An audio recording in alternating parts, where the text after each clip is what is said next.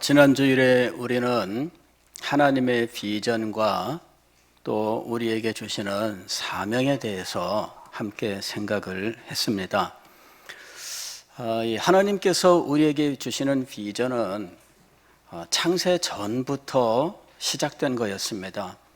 이 세상을 창조하기 전부터 하나님은 천지 창조와 창조된 세계를 어떻게 통치하실지 하나님의 계획이 있었습니다. 그리고 창조된 이 세계에서 거룩한 존재로 지음받은 인간이 타락하게 된다는 사실과 타락한 이 죄인을 구원하시려는 구원의 계획을 세우시고 그 구원의 계획을 역사 속에서 어떻게 성취해 가실지 하나님은 이미 모든 계획을 가지고 계셨다라는 사실을 함께 생각했습니다. 그리고 이 모든 구원의 계획의 가장 중심에는 우리의 중보자 예수 그리스도께서 계셨다고 하는 것이죠. 그리스도께서 우리를 위하여 우리 죄를 대신 지시고 죄값을 갚으심으로 하나님께서 죄인들을 용서하실 수 있게 된 거예요. 이 사실을 알고 이 사실을 믿는 자들에게 죄 사함과 또 하나님의 자녀가 되는 은혜를 베푸시기로 하셨던 겁니다. 이 사실을 전하는 것이 복음 전파예요. 그리고 복음 전파 속에서 이 사실을 듣고 마음속에 소원하고 예수님이 하나님이 보내신 우리의 구원자라고 하는 사실을 믿고 의지할 때 죄사함과 생명의 구원을 받게 되는 것입니다. 그래서 이 하나님의 계획이 우리에게 계시로 알려졌는데 이 것들이 비전을 형성하는 거예요. 하나님이 보여주시는 그림이죠. 이 그림의 최종 완성은 교회가 하나님의 은혜 속에서 그리스도의 신부가 되는 거예요.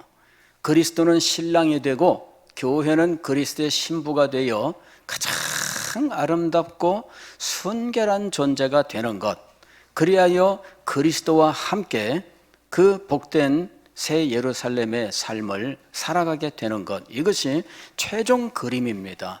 이것이 우리들에게 보여준 영광스러운 그림이에요. 그리고 이 그림을 가리켜서 우리는 비전이라고 부르는 겁니다. 그런데 이런 그 최종적인 이 천상에서 이루어질 이 비전 전에 지상에서 이루어질 비전도 있어요. 즉 지상에서 천상에 이르기 전에 지상에서 이루어지는 영광스러운 교회의 모습이 있습니다. 그것도 역시 비전이에요. 지상에서 이루어질 영광스러운 교회의 모습, 이것은 천상에 이르기 전에 천상의 영광을 지상에서 맛보게 하는 것이죠. 그래서 이것도 역시 우리에게 비전이 됩니다. 성경을 보면 지상에 있는 교회의 영광에 대해서 말씀하시는 장면들이 나오는데 그 장면들은 주로 구약의 예언 속에 등장을 해요. 구약의 예언 속에서 장차 이스라엘 백성들의 회복에 대한 예언들이 있는데 이스라엘 백성들의 회복에 대한 예언들은 신약 교회에 대한 예언입니다.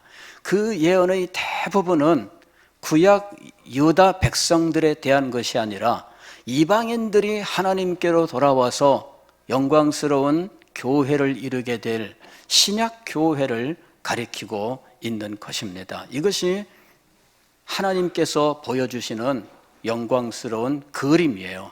이 그림이 바로 비전입니다. 그래서 우리가 신약 교회의 영광스러운 모습을 비전으로 받는 거예요. 그런데 사명은 무엇이냐? 사명은 이 그림을 우리의 현실에다가 갖다가 이렇게 놓는 거예요. 그러면 우리의 현실이 어긋나는 부분도 있고 부족한 부분도 있어요. 그럴 때 우리의 현실, 이것은 우리 시대를 말하는 겁니다. 그래서 우리 시대에 이 그림이 놓였을 때 부족한 부분이나 없는 부분들이 있어요. 이제 이런 부분들을 채워나가고 올바르게 하는 필요성이 생기는 거예요. 그 일을 누구에게 맡기셨느냐? 우리에게 맡기신 거예요. 잘못된 부분을 바로 잡고 없는 부분을 채워 넣고 하는 이 일은 누구에게 맡기셨다? 그 시대 속에 살고 있는 우리에게 맡기신 거예요. 우리에게 맡겨진 이 일이 우리에게 사명이 되는 거죠.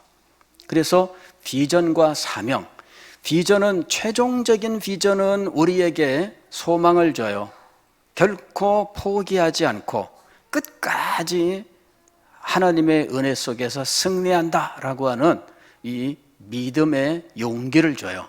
그 다음에 지상에서 이루어질 교회의 영광은 우리에게 역시 소망을 주고 우리가 그것을 이루기를 소망하면서 사역을 하게 하는 사명이 되고 있는 거예요.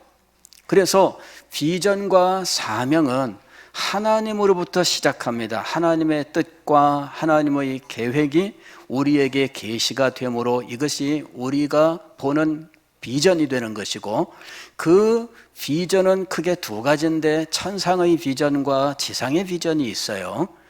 천상의 비전은 우리가 할 것이 없습니다. 천상의 비전은 하나님께서 하시는 거예요. 근데 지상의 비전은 우리가 할 부분이 있는 거예요. 그래서 지상의 비전이 우리에게 사명을 깨닫게 하는 겁니다. 지상의 비전을 우리의 시대에 갖다 놓고 우리 교회에 갖다 놓고 비교를 할 때 우리는 그 속에서 잘못된 부분들을 고치고 없는 부분들을 채워 넣는 일들을 하게 되는 거죠. 이것이 사명이 되는 거예요. 비전과 사명이 성경으로부터 임하고 역사를 보는 우리의 통찰력을 통해서 만들어지게 되는 겁니다. 그리고 그것이 바로 나의 사명이 되는 것은 이런 깨달음을 내가 강하게 받고 내 속에서 그 사명에 대하여 지속적으로 마음의 소망이 일어날 때 이것은 나의 사명이 되는 거예요. 내가 무슨 일을 해야 되겠다. 다른 사람은 그 말을 들었어도 우리의 사명은 이렇구나. 그냥 지식으로만 넘어갔어요. 그런데 어떤 사람은 마음속에 강렬한 소망이 떠나지 않아요. 그리고 그것이 계속해서 기도의 제목이 되고 그 일을 하고 싶어하는 소원이 마음속에서 일어나요. 그것이 사명입니다. 그럴 때 이 사명을 감당하기 위해서 나의 사명에 된 이것을 붙들고 더 기도하고 또 그 일을 이루기 위하여 필요한 대로 내가 가진 것들을 하나님 앞에 드리는 거예요. 시간을 드리고 정성을 드리고 재물을 드리고 이러면서 이 사명을 감당해요.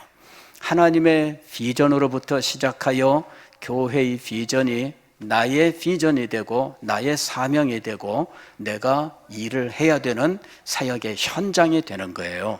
이런 관계가 성경으로부터 시작하여 오늘 지금 이 순간 나에게까지 임하는 겁니다. 이 과정은 이렇게 아주 차근차근 연결되어 있는 거예요. 제가 이제 이 관계를 깨닫기 위해서 몇 년 동안을 고심을 하고 이것을 어떻게 표현할 수 있을까 날마다 고민을 했습니다. 그리고 이제 드디어 몇 가지 정리를 했습니다. 한번 제가 읽어보겠습니다. 1. 그리스도께서는 진리의 기둥과 터 위에 그의 몸된 교회를 세우시고 예루살렘과 온 유대와 사마리아와 땅끝까지 이르러 복음을 전하고 진리를 가르쳐 진리를 순종하며 살아가는 제자들의 공동체인 교회를 세우라 명령하셨다. 이게 이제 하나님의 비전 속에서 이거를 그리스도의 명령으로 표현해낸 거예요. 우리 교회는 그리스도의 지상 명령에 따라 개혁주의 신학자 해밀턴 선교사에 의해 개혁주의 신학과 신앙 전통 위에 세워진 교회로서 모든 세대가 함께 하나님을 영광스럽게 예배하며 진리의 가르침을 따라 함께 살아가는 언약 공동체이다. 그러니까 이 그리스도의 명령, 하나님의 비전에 따른 그리스도의 명령이 최초에는 해밀턴 선교사에게 임한 거예요. 그리고 해밀턴 선교사에 의해서 우리 서대신교회가 세워진 겁니다. 그리고 해밀턴 선교사가 가지고 있던 신학은 개혁주의 신학입니다. 이 해밀턴 선교사가 가지고 있던 이 개혁주의 신학과 신앙 전통, 즉 해밀턴 선교사도 자기가 어느 날 불쑥 뭔가를 받은 게 아니라 역사적인 계보 속에서 그의 스승들이 있고 스승들이 있습니다. 종교개혁과 성경까지 거슬러 올라가는 이 신학 전통이 있습니다. 그 계보를 받은 사람이에요. 그리고 그 계보 속에서 우리가 오늘날 개혁주의 신학과 신앙의 전통을 가진 교회로서 지금 지상에 존재하고 있는 거예요. 우리 교회는 역사적 전통을 가진 교회입니다. 종교개혁자부터 중간으로 계산한다면 종교개혁자로부터 내려오는 신학의 전통이 있는데 그 중에서도 개혁주의라고 하는 신학 전통이 우리의 신학인 겁니다. 물론 개혁주의는 우리 대한예수교 장로회 합동측 이 교단이 가지고 있는 신학 전통이기도 하지만 그러나 우리 교회는 특별히 미국에서 선교사가 와서 세운 교회인데 그 신학 전통에 충실한 사람이 이 교회의 설립자였던 거예요. 그분은 1900년대 초, 즉 20세기 초에 이 미국에서 자유주의와 또 인본주의라고 하는 이 사상이 교회와 신학계를 휩쓸어서 변질시킬 때 이것과 치열하게 투쟁을 하는 이 투사였던 거예요. 그 자유주의와 인본주의라고 하는 이 20세기의 이 도도한 시대의 물줄기, 이것을 되돌리면서 하나님의 교회를 진리 위에 세우기를 원했던 이 계보 속에 들어있는 분입니다. 우리가 지금 1층에 문서 선교실에 이분의 저서들이 여러 권이 있습니다만은 이 저서들 가운데에 우리말로 번역된 한 권의 책이 있습니다. 복사한 것인 이 옛날 그 책으로 있는데 현대 신학, 현대와 우리 신학에 대한 이런 내용들이 있어요. 그분의 중요한 역적 전부가 아니라 절반 정도를 번역한 책입니다.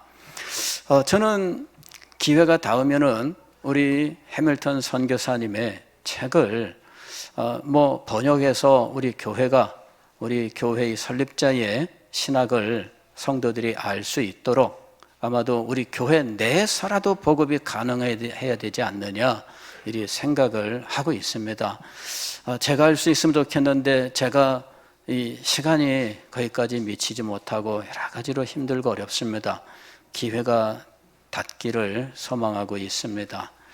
이 책들 가운데 지금도 쓰일 수 있는 아니면 지금 우리들에게 그 모든 사실들을 알려줄 수 있는 어떤 지침이 될 수 있도록 이 책들이 나올 수 있었으면 이렇게 생각을 하고 늘 마음속에 하나의 사업으로 간직하고 있습니다. 기회가 주어지기를 기도합니다. 우리 교회는 그리스도의 지상 명령에 따라 개혁주의 신학자 해밀턴 선교사에 의해 개혁주의 신학과 신앙 전통 위에 세워진 교회로서 우리 교회의 정체성을 분명히 해야 돼요. 모든 세대가 함께 하나님을 영광스럽게 예배하며, 이게 우리가 가지고 있는 이 세대 통합 예배의 정신이에요. 모든 세대가 한 하나님을 함께 예배한다. 이것은 예배의 참된 정신입니다. 이게 성경적 사상이에요. 그래서 우리는 그 성경적 사상 위에 세대 통합 예배를 지금 드리고 있어요. 그 다음에 진리의 가르침을 따라 함께 살아가는 언약 공동체이다. 언약 공동체가 참되게 이루어지기 위해서는 진리에 순종하는 일이 있어야 돼요. 말씀의 순종이죠. 말씀의 순종이 없으면 언약 공동체가 이루어질 수 없어요. 왜냐하면 언약 공동체는 하나님께서 말씀에 순종하는 것을 조건으로 하셨기 때문입니다. 그래서 우리는 언약 공동체인 교회를 이루는데 이 교회는 어떻게 이루어지느냐 하면 진리의 가르침에 순종함으로 이루어지는 거예요. 자, 3번. 우리는 서대신 지역과 부산 지역, 나아가 전 세계에 복음을 전파하고 하나님을 영화롭게 하며 그를 영원토록 즐거워하는 언약의 백성을 양육하며 모든 성도들이 자신의 삶의 영역에 선한 영향력을 끼쳐 하나님의 나라를 확장해 나가도록 한다. 복음 전파가 빠지면 안 돼요. 우리 이거는 정말 필수적인 사명입니다. 그래서 서대신 지역부터 시작해야, 지역 전도부터 시작하는 겁니다. 우리는 서대신 지역과 그 다음에 부산 지역, 나아가 전 세계에 복음을 전파해요. 그리고 하나님을 영화롭게 하며 그를 영원토록 즐거워하는 언약의 백성을 양육합니다. 복음 전파, 그 다음에 양육인데 어떤 사람을 양육하느냐? 하나님을 영화롭게 하며 그를 영원토록 즐거워하는 것을 삶의 목적으로 하는 사람들을 양육하는 거예요. 그 다음에 모든 성도들이 자신의 삶의 영역에 선한 영향력을 끼쳐, 선한 영향력, 즉 우리가 사는 사회에 그리스도인으로서 영향력 있는 사람들이 되어야 된다는 거예요. 그리스도인들이 이 사회에서 영양가도 없고 영향력도 없고, 참 이런 불쌍한 거예요. 그러면 현재 사회가 이 교회에 대해서, 그리스도인에 대해서 가진 불평이 바로 그거예요. 영양가도 없고 영향력도 없다라고 하는 거예요. 그러면 하나님의 나라가 이루어지지 않아요. 하나님의 나라는 단지 교회 안에서만 이루어지는 게 아닙니다. 우리의 가정에서도 이루어져야 되고, 우리의 직장에서도 이루어져야 돼요. 학교에서도 이루어져야 돼요. 이렇게 하나님의 나라가 온 세상에 그리스도인들의 삶을 통하여 선한 영향력으로 나타나야 되는 것입니다. 그리스도인이 그곳에 있으므로 그 자리가 변화되어야 돼요.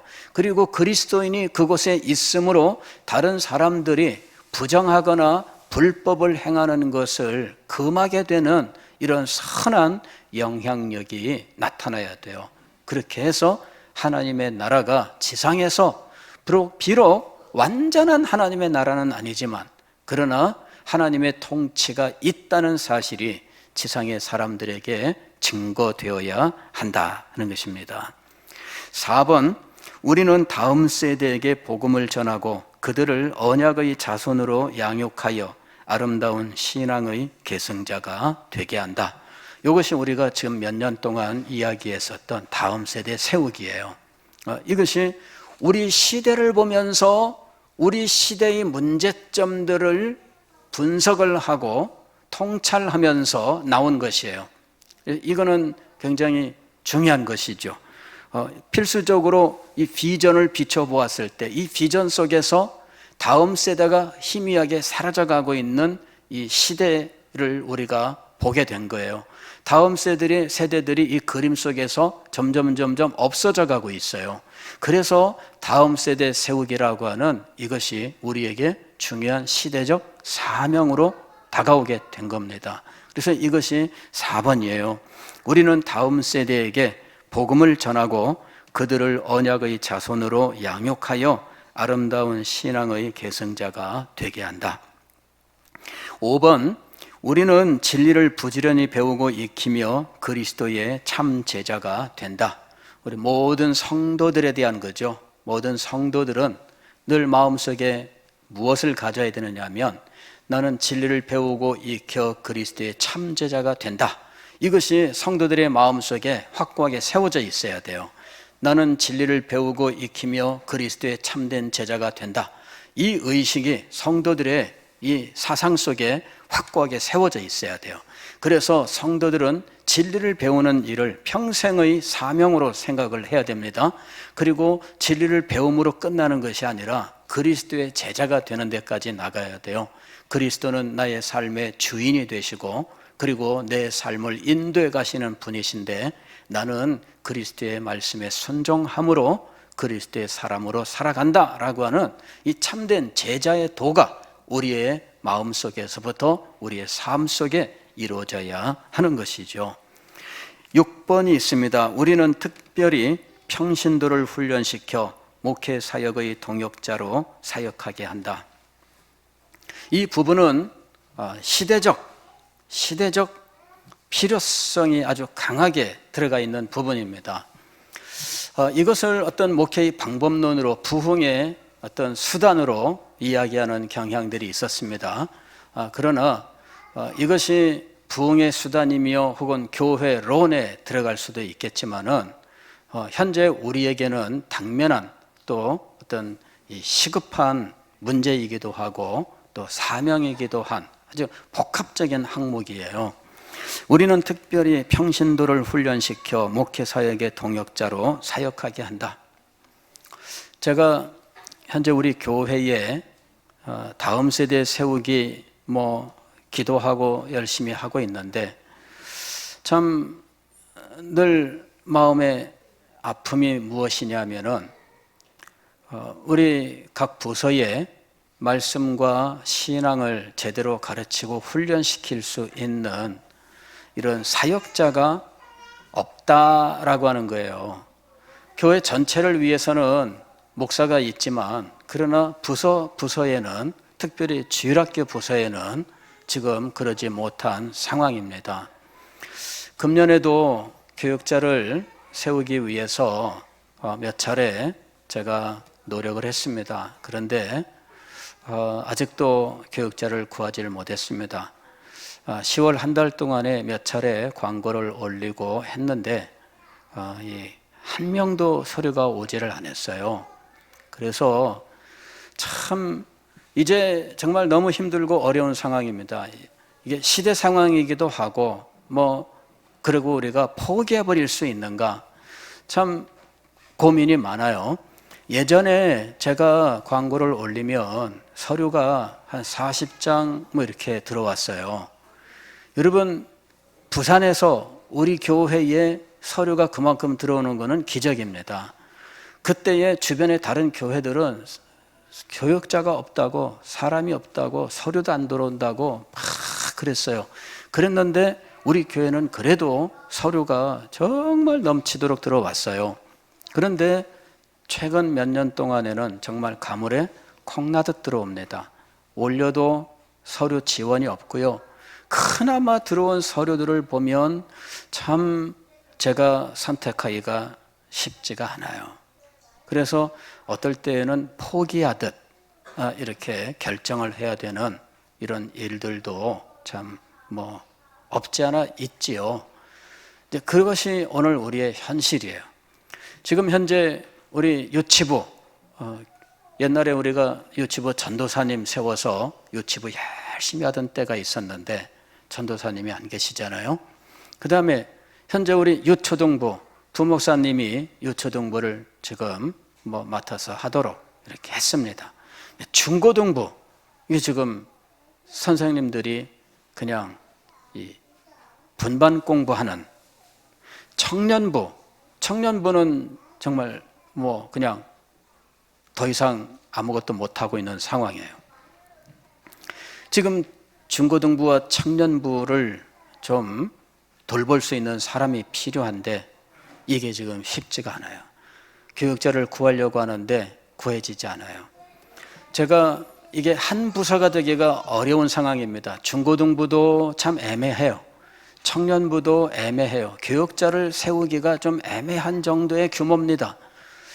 그래서 한 사람이 이거를 맡으면 어떨까 해서 올렸는데 2개 부서 한 사람이 만든 거 아마 그걸 싫어하는 모양입니다. 아무도 지원을 안 해요. 그래서 지난주에 당회에서 말씀을 드렸어요. 상황이 이렇습니다. 한 부서에 한 사람씩, 그 부서가 한 명이 맡을 수 있을 정도냐 아니냐 이건 무조건 떠나고 한 명이 있어도 교육자를 세우는 이러한 결단이 필요하다, 이렇게 이야기를 했습니다. 한 명이 있어도 그 한 명이 아니라 교육자를 세워서 한 명을 양육하면서 또 이렇게 너머에 하나님이 축복하셔서 영혼들이 더 들어올 것을 믿고 소망하면서 교육자를 세워야 되지 않느냐, 그 이야기를 하고 우리 장로님들도 다 결심을 했습니다. 한 명만 있어도 한 부서로 교역자 한 사람을 세워야 된다. 왜? 앞으로를 바라보면서 지금 이 한 명의 영혼도 중요하고 결정적으로 중요하고, 그리고 이 한 명을 양육하는 동안에 하나님께서 축복하시기를 소망하고 믿으면서 해야 된다. 이거는 단지 경제 논리만으로만 생각할 수는 없다 하는 거예요. 경제 논리로만 생각해서 이거를 뭐 자꾸만 묻고 해서 할 수도 없고, 그래서 지금 결심을 하고 어떤 방식으로 할 것이냐. 지금 이 교육 전도사님을 한 사람, 교육 파트에 한 사람을 세우기 위해서는 필요한 금액이 있어요. 이 두 사람을 세우려면 또 그 정도 금액이 됩니다.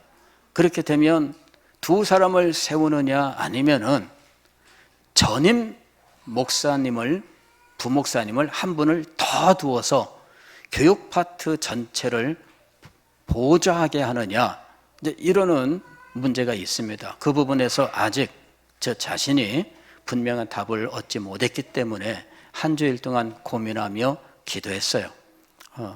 이 부분에서 교육 목사라는 타이틀로 전임을 불러서 한 사람이 이 일을 하느냐, 아니면 파트 교육자 두 사람에게 이거를 맡기느냐라고 하는 문제입니다. 아직 제가 그 부분에 대해서는 아직 답을 얻지를 못했습니다. 계속 기도 중에 있습니다. 어쨌든 교육과 훈련을 할 수 있는 어떤 사역자가 우리에게 필요한데, 이게 사실은 시대가 흘러가면서 많은 이 변화가 있어요. 어떨 때는 사역자가 많이 있기도 하고 조금 있기도 하고, 이제 이 부분을 계속 의지하기가 쉽지가 않아요. 그 다음에 교회 또 성도들과 헌금과 여러 가지 이런 상황이 점차로 줄어들면서 우리가 사례 부분을 감당할 수 없게 되면 하고 싶어도 못하는 부분이 있는 거예요. 그래 예산이 집행해 보니까 적자인데 사람을 더 쓸 수 없잖아요. 적자나는 부분들은 어떻게 메울 것이며 라고 하는 문제도 있는 거거든요. 그래서 이게 마음만 가지고 될 일은 아니에요. 결심은 합니다. 빚을 지더라도 이 훈련시킬 수 있는 교육자를 세워서 어떻든지 간에 뭐 해야 되지 않느냐. 마음 있습니다. 결심도 있습니다. 그러나 그것을 위하여 빚을 낸다는 것은 쉬운 게 아니에요. 그 부분은 비어있는 부분입니다. 부동산이 있으면 부동산을 잡아서 대출을 받고 쓸 수 있는데, 보통은 건축을 위해서는 그렇게 하는 경우들이 있지만 이 교역자를 위해 쓰기 위해서 빚을 내는 이런 개념은 우리에게 쉽게 생각할 수 없는 부분이에요. 그리고 당회에서 그렇게까지 결심할 수 있느냐, 이게 어느 교회든 쉬운 문제는 아닙니다. 교역자를 세우기 위해서, 즉 교육을 위하여 교역자를 세워야 되는데 교역자에게 사례를 주기 위하여 빚을 냅시다. 이게 여러분 쉽게 결정할 수 있는 문제가 아닙니다. 말은 쉽지만 그게 실행이 어려운 부분이에요. 그래서 이런 부분들은 계속해서 기도의 제목입니다. 그러면서 우리에게 이 일을 해결할 수 있는 길은 우리 내부에서 훈련된 일꾼이 나와서 이 일을 감당할 수 있게 되어야 한다라는 것입니다. 이것이 1980년대 이후로 새로운 교회론이라고 하면서 나왔던 이야기들입니다. 평신도를 깨워라 하는 이야기가 있었고요. 평신도를 세우는 일입니다. 평신도들 가운데에도 아주 믿음이 좋고 또 진리에 대한 아주 사모하는 심정과 또 많은 훈련된 인재들이 얼마든지 있습니다. 이제 이런 분들이 사역에 대하여 눈을 뜰 수 있도록 훈련을 시켜서 이분들이 간사나 이런 스텝진이 되어가지고 이제 교육 파트에서 우리 교육자들과 함께 동역하게 하는 이런 일들입니다. 과거에는 이런 것들을 주로 순장이나 구역장 이런 정도로 생각을 하고 했어요. 그러나 이제는 교육 파트도 그런 일이 필요해요. 알고 보면은 미국 교회는 이런 평신도들이 교육 파트에서 이제 이렇게 말씀을 교육하고 하는 이런 말씀 사역자가 되는 일들이 아주 굉장히 많았습니다.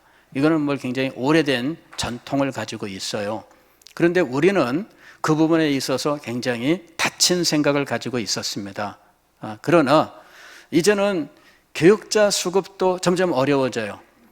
우리 총회 신학교만 하더라도 교육자 이 지원자들이 지금은 몇 년 전에 비교해서 절반으로 떨어진 상황입니다. 굉장히 지금 교육자 지원 자체가 없어요. 그 다음에 신학교 다니는 이 전도사님들의 의식 세계도 불과 10년 전의 사람들하고 완전히 달라졌어요. 굉장히 합리적이고 그 다음에 사역도 아르바이트식이고 예전에는 파트 교육자라 할지라도 필요하면 일주일 내내 헌신했지만 지금은 주어진 시간만 합니다라고 하는 인식이 그냥 보편적으로 흘러가는 상황이 되었어요. 그래서 지금은 교육자를 사용하는 것도 이제는 쉽지 않습니다. 훈련된 교육자도 찾기 어렵고요. 이런 문제들이 있어요. 우리 내부에서 정말 진리로 훈련받은 사람들이 나와야 돼요. 그리고 이런 사람들이 이 목회자의 동역자가 되어서 이 일들을 섬기는 일이 있어야 돼요. 그러기 위해서는 이 일을 할 수 있을 만큼의 자질과 소양을 가진 성도들이 필요하겠죠. 그리고 그런 성도들을 훈련시키는 이런 체계가 세워져야 되고 그 사람들이 일을 할 수 있는 길을 열어줘야 한다라고 하는 것입니다. 그래서 우리에게 지금 당면한 한 5년 정도에 걸쳐서 우리에게 당면한 어떤 이 과제는 무엇이냐 하면은 이 기간 동안은 과도적인 기간으로서 부교육자를 파트 교육자든 전임이든 이런 교육 파트를 위하여 우리가 일을 할 수 있도록 하되 그 동안에 우리 교회 안에서 일꾼들을 훈련시켜서 세울 수 있는 준비들을 해야 된다라는 거예요. 그리고 이것은 이 상황이 어떻게 바뀌든지 평신도들이 성숙하고 훈련되어서 이렇게 교육하는 일에 헌신할 수 있도록 길을 열어주는 이 원리는 계속해서 살려나갈 수 있어야 한다라는 거예요.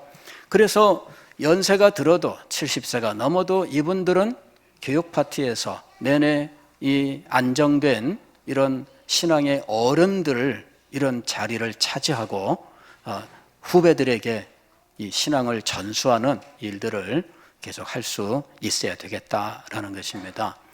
여러분, 우리에게 지금 이 시대적 요청도 있고요. 그 다음에 성경이 이런 시대적 요청에 대하여 분명한 답을 가지고 이미 제시하고 있었다라고 하는 것이죠. 그래서 오늘 우리들은 이런 것들을 분명하게 정리해 놓고 우리가 이 것들을 위해서 차근차근 준비하고 또 실천해 나가야 된다라는 것입니다. 이 부분이 소프트웨어에 해당하는 부분이에요. 소프트웨어에 교회가 해야 되는 많은 기능들이 있는데 그 중에서 현재 우리가 시대적으로 직면하고 있는 문제들을 우리의 사역 철학으로 놓고 이 부분들을 원리로 삼아서 이제 우리 교회의 일들을 진행해 나가야 한다라고 하는 것입니다. 이제 새롭게 여러분들에게 교육 체계를 제시할 겁니다.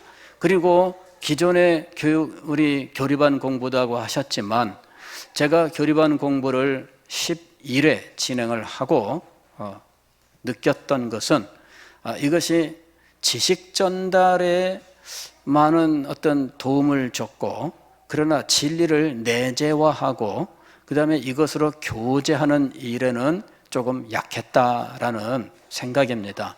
이것을 어떻게 넘어설 것이냐 하는 문제를 가지고 고민을 해서 온라인상에서의 교재도 제안도 해보고 했습니다마는, 그러나 역시 쉬운 일은 아니에요. 그러나 다시 시작을 해야 되겠습니다. 교리반이라는 이름이 아니어도 여러분, 우리는 진리를 배우고 익혀야 돼요. 그리고 진리로 우리 자신의 삶을 훈련시켜야 돼요. 이게 훈련의 개념이 좀 들어가야 된다. 훈련의 개념이 없다 보니까 자기의 삶을 돌아보고 자기의 삶을 바꾸는 이 변혁의 삶이 우리에게 너무 없는 거예요. 그래서 교육과 훈련이라고 하는 이 훈련 부분이 보강이 된 교육 체계가 마련되어야 된다라고 하는 것이죠. 기도 생활과 성경 읽기와 묵상 이런 것들을 점검하고 확인할 수 있는, 그리고 그런 부분에서 계속해서 도전할 수 있는 이런 훈련 부분이 첨가되고 강화된 이런 교육 체계가 세워져야 된다라고 하는 것이죠. 그리고 이런 교육 체계를 잘 마치는 사람들에게 또 더 도전하기 위한 것은 사역자로서 말씀 사역 가르치고 훈련시키는 일을 감당할 수 있는 이 사역자에 대한 도전, 이것이 또 주어져서 이런 사람들을 이제 우리 교회 안에서 이런 말씀 부분에서 교육과 훈련을 담당할 간사나 이런 위치로 세워서 이제 교회가 자체적으로 교육과 훈련을 감당할 수 있을 만한 실력을 갖춰야 되겠다라고 하는 것입니다. 이것이 앞으로 우리가 한 5년 동안에 걸쳐서 해야 되는 일이에요. 한 5년 동안에 걸쳐서 여러분, 우리들 가운데에서 이런 훈련을 위한 공부를 또 진행을 하고, 훈련을 통해서 자기를 새롭게 다듬어야 돼요. 그리고 사역을 위해서 준비된 사람들을 우리가 세울 수 있는 자리에 나가야 된다라고 하는 것입니다. 평신도 사역자들을 이제는 우리가 생각하고 평신도 사역자의 개념을 가져야 된다라고 하는 것입니다. 그렇지 않고 교육자에게만 의지한다면 이 부분이 제대로 이루어지지 않아요. 현재 우리가 직면하고 있는 현실이에요. 교육자를 구하려고 해도 쉽지 않고, 구했다고 해도 제대로 된 교육자를 구한다는 것도 어려워요. 사람은 겪어봐야 아는데 그냥 서류만 보고 면접 한번 보고 알 수가 없어요. 그래서 이 부분은 너무나 신학교를 다닌다는 것만 가지고 우리가 그를 전적으로 믿을 수 없는 이런 상황이에요. 우리 내부에서 훈련받고 또 우리 내부에서 성장하고 우리가 다 검증한 사람이 그 일을 할 수 있게 되는 것이 훨씬 더 안전하고 훨씬 더 보람있다라고 하는 것이죠. 그래서 이 6번이 들어간 거예요. 우리는 특별히 평신도를 훈련시켜 목회 사역의 동역자로 사역하게 한다라는 것입니다. 일단 1번부터 6번까지 제가 무지 고민을 하면서 기도하고 이러면서 이제 드디어 이 정도의 문구를 만들었습니다.